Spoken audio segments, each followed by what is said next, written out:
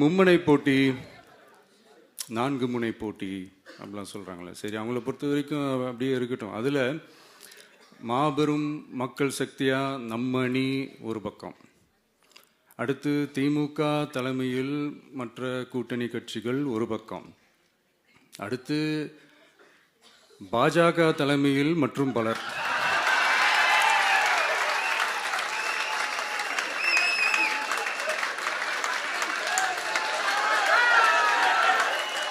என்னப்பா சிரிக்கிறீங்க? உண்மையை தானேப்பா சொன்னேன்.